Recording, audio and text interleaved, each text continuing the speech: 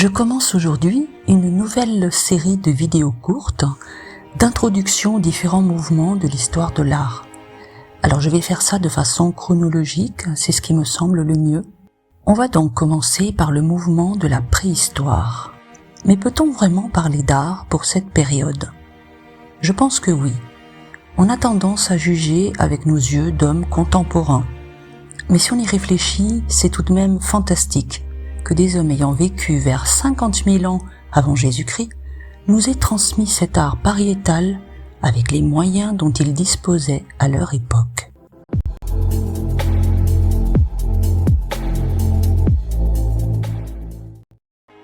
L'art de la préhistoire est situé dans le temps entre 50 000 ans avant Jésus-Christ et 3 000 ans avant Jésus-Christ.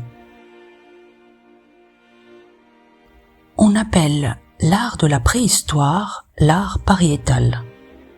Petite définition de ce mot.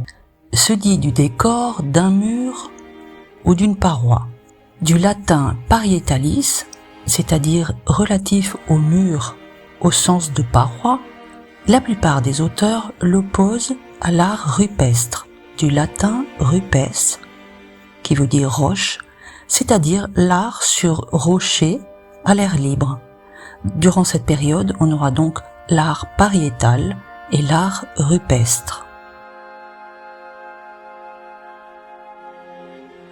Les principales techniques utilisées sont le dessin, la peinture au tampon, au soufflet, la gravure et la sculpture.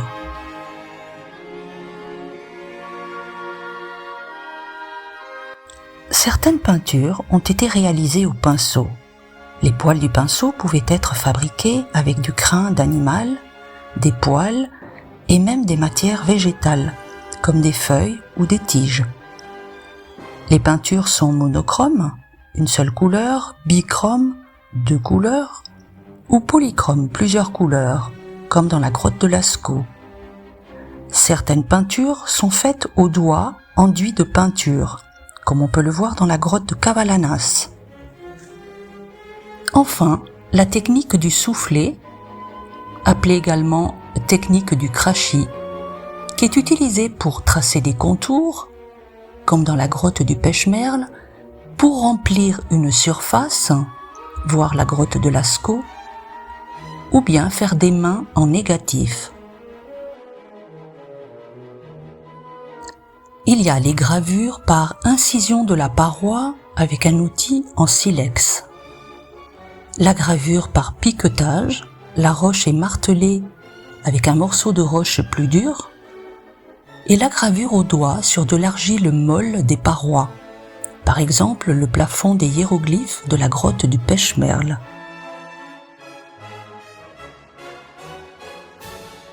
L'art des ténèbres, lorsqu'il est pratiqué dans des grottes profondes, nécessite un éclairage adapté, comme une torche enduite de résine enflammée ou une lampe à graisse.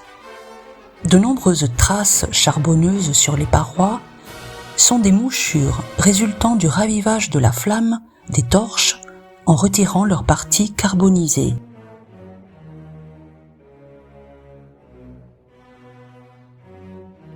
Les représentations sont symboliques ou figuratives.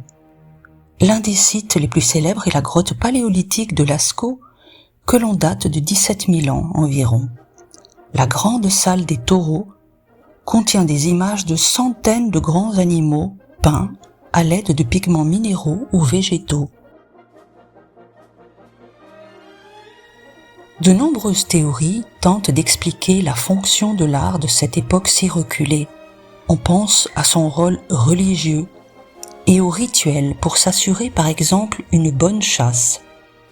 Dans diverses parties du monde, on a découvert des petites figurines, parfois qualifiées de Vénus, dont la poitrine et les fesses sont exagérées. Elles étaient sans doute des symboles de fertilité, de fécondité. Voir par exemple la Vénus de Willendorf. Je vous dis à bientôt pour de nouvelles balades artistiques. Si vous avez apprécié cette vidéo, n'hésitez pas à liker, commenter et partager.